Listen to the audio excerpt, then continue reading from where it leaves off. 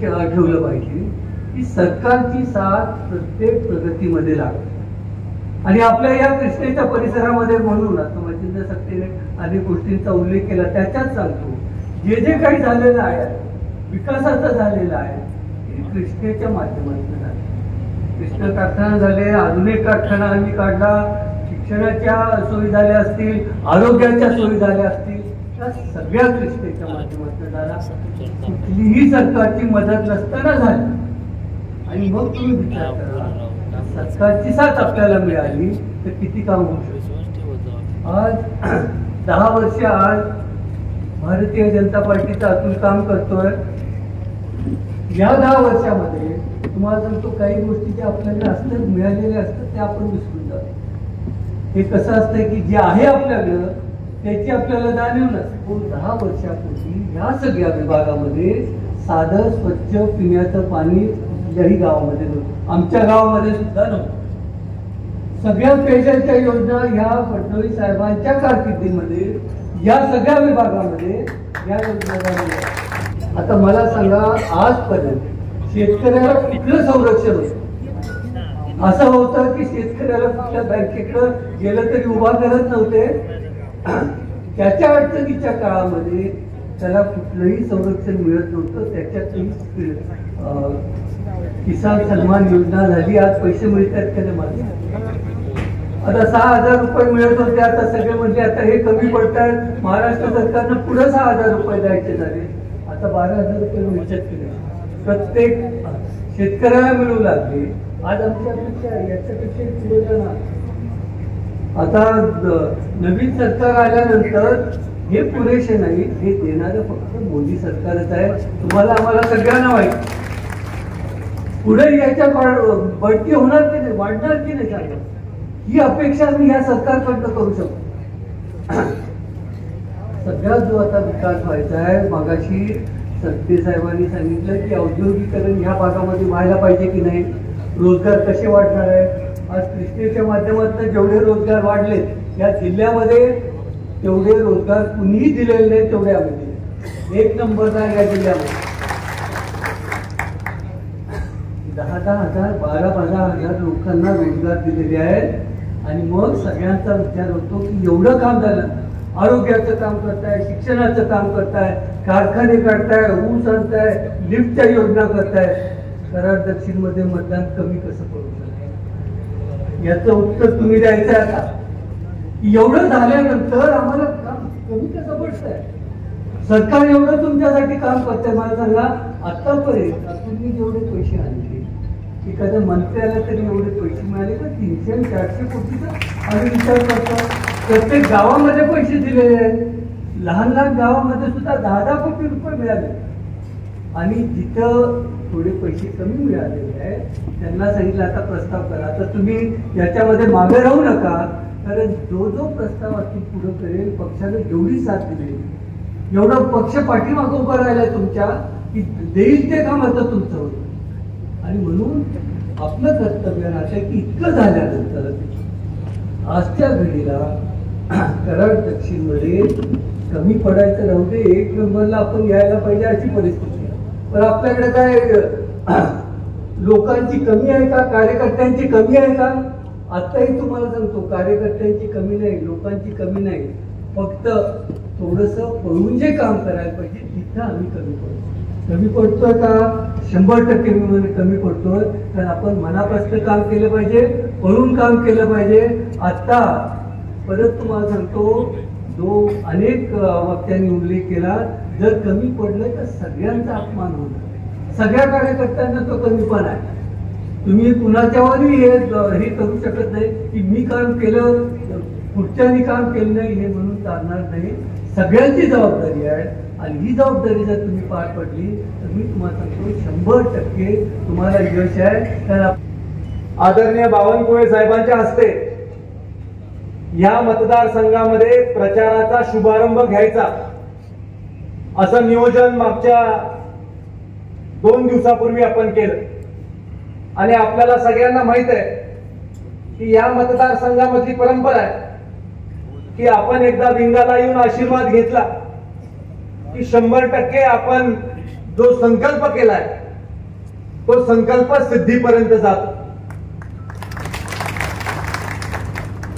पण राज्यभर बावनकुळे साहेबांचे दौरे, त्यातून आपल्याला वेळ कधी मिळणार ही शासनकता होती. आणि त्यामुळं आज दिवस सुद्धा साहेब आपल्याला असा मिळालेला आहे की या दिवशीच आपल्याला ठरवून सुद्धा कार्यक्रम मिळाला नसता, पण आज नियतीच्या मनामध्ये हा योगायोग आणायचा होता, म्हणून बावनकुळे साहेबांची आज आपल्याला सभा मिळाली. साहेब, लोकसभेची निवडणूक जाहीर झाली आणि या मतदारसंघामध्ये उमेदवारी घोषित करायच्या आधी महायुतीचा मेळावा आपण कराड दक्षिण विधानसभा मतदारसंघामध्ये 8 एप्रिलला घेतला. आणि साहेब 9 एप्रिलला आम्ही प्रचार चालू केला. या लोकसभा मतदारसंघामध्ये सगळ्यात लवकर प्रचार कुठल्या मतदारसंघात चालू झाला असेल तर या मतदारसंघामध्ये प्रचार आपण चालू केला. आणि साहेब 2 वर्षामध्ये महायुतीचं सरकार आल्यापासून देवेंद्रजी फडणवीस साहेबांच्या नेतृत्वाखाली, मोदीजींच्या शिखर नेतृत्वाखाली अत्यंत मोठी विकासाची कामं या मतदारसंघामध्ये आम्ही आणण्यामध्ये तुमच्या सगळ्यांच्या आशीर्वादामुळे यशस्वी झालो. साहेब, या 2 वर्षामध्ये या मतदारसंघामध्ये 434 कोटी रुपयाचा निधी हा या मतदारसंघामध्ये राज्य सरकारच्या माध्यमातून आला.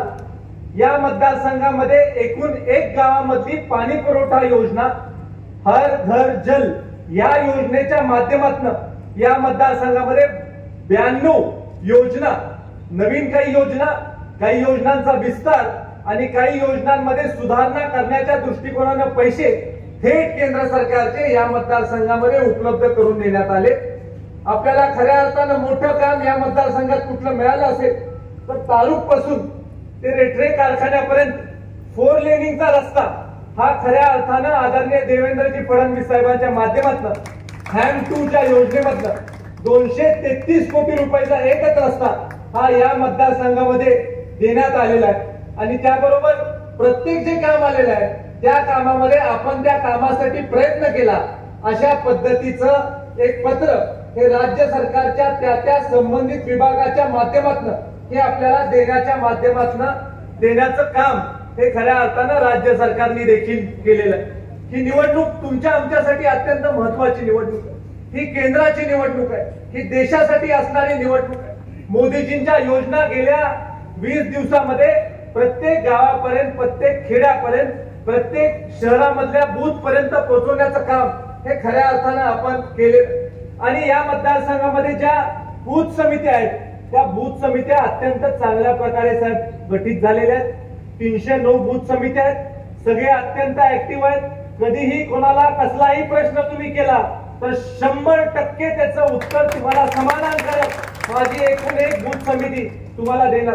साहेब, निश्चित स्वरूपी विंगचा आशीर्वाद या मतदारसंघामध्ये ज्याला मिळतो तो मतदारसंघामध्ये यशस्वी झाल्याशिवाय राहत नाही. आज खऱ्या अर्थानं सातारा लोकसभा मतदारसंघामध्ये सारखा संशय हा या मतदारसंघावर अनेक लोक व्यक्त करतात. विरोधी मंडळी सांगायचा प्रयत्न करतात आहे. ते म्हणतात आहे की कराड तालुक्यामध्ये आम्ही मोठी आघाडी घेऊ, कराड दक्षिण विधानसभा मतदारसंघामध्ये आम्ही मोठी आघाडी घेऊ, आम्ही 3 लोक एकत्र झालोय, आम्ही 4 लोक एकत्र झालोय आणि आता आम्ही यांना एकटं पाडलंय. साहेब, वस्तुस्थिती आहे जेवढे गट आहेत तिथं तेवढे सगळे गट आमच्या विरोधात एक झालेले आहेत, ताकदीनं एक झालेले आहेत. जे कार्यकर्ते अज्ञातवासात गेलेले आहेत ते जंगलामधनं परत आलेले आहेत आणि त्यांनी सुद्धा प्रचार चालू केलेला आहे. आणि त्यांनी सगळ्यांनी चंग मानलेला आहे की या मतदारसंघामध्ये विरोधी पक्षाच्या उमेदवाराला आपण आघाडी दे. पण साहेब, मी तुम्हाला सगळ्या तमाम जनतेच्या वतीनं आज इथं आश्वस्त करू इच्छितो, तुम्हाला वचन देऊ इच्छितो की साहेब, कुठल्याही परिस्थितीमध्ये तुमचे कार्यकर्ते कमी पडणार नाही, तुम्हाला आघाडीच देणार आम्ही या मतदारसंघामध्ये.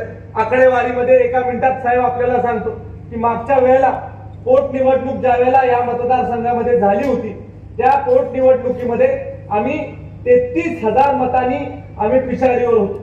आम्ही विधानसभेला इथं भारतीय जनता पार्टी म्हणून 9,000 मतांनी पिछाडीवर होतो. पण साहेब, तुम्ही अजिबात काळजी करू नका. आज आम्ही प्लस मध्ये राहणार, ग्रीन मध्ये राहणार. ज्या वेळेला या कराड दक्षिण मतदारसंघाचा निकाल तुम्ही बघणार त्यावेळेला तुमचा मला फोन येणार, शाबास पट्ट्या तू प्लस मला मतदारसंघ करून दिला, अशा पद्धतीचं काम या मतदारसंघामध्ये आम्ही करणार. साहेब, आमचा मतदारसंघ नितांतपणे देवेंद्र फडणवीस साहेबांवर प्रेम करणार. आजपर्यंत आम्ही जे जे देवेंद्रजींना मागितलं ते देवेंद्रजींनी आम्हाला दिलं. कधी कधी मागितलं नाही तर चेहऱ्याकडे बघून आम्हाला दिलं. इतकं प्रेम देवेंद्रजींनी आमच्यावर केलं. जेव्हा जेव्हा कार्यक्रम मागितला तेव्हा तेव्हा देवेंद्रजी विमानाने इथं आले, कधी हेलिकॉप्टरने इथं आले, कधी रात्रभर प्रवास करून आले, विरोधी पक्ष नेते असताना आले, उपमुख्यमंत्री असताना आले, मुख्यमंत्री असताना आले. आणि ह्या मतदारसंघाची खासियत साहेब सांगतो की साहेबांच्या तिन्ही पाट्या या मतदारसंघामध्ये लागल्यात. मुख्यमंत्री असतानाची पार्टी लागली आहे, विरोधी पक्ष नेता असतानाची पार्टी लागली आहे आणि उपमुख्यमंत्री असतानाची देखील पार्टी लागलेली आहे. आणि परत एकदा मुख्यमंत्री होतील तेव्हाची देखील पार्टी आम्ही या मतदारसंघामध्ये लावल्याशिवाय राहणार नाही. एवढा आवर्जून या कार्यक्रमाच्या निमित्तानं आपल्याला सांगतो.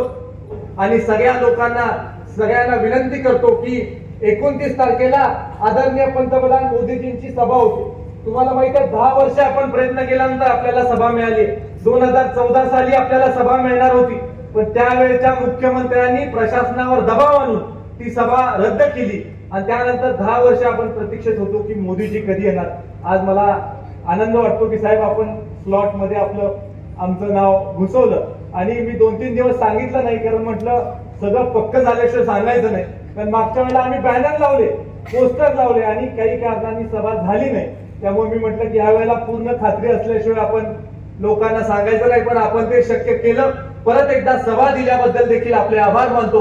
आणि येणाऱ्या 7 तारखेला आपण सगळ्यांनी भारतीय जनता पार्टीच्या कमळाच्या चिन्हासमोरचं बटन दाबू. श्रीमंत छत्रपती उदयन महाराजांना मोठ्या मताधिक्यानं निवडून द्यायचं एवढं सांगून थांबतो. जय हिंद, जय महाराष्ट्र.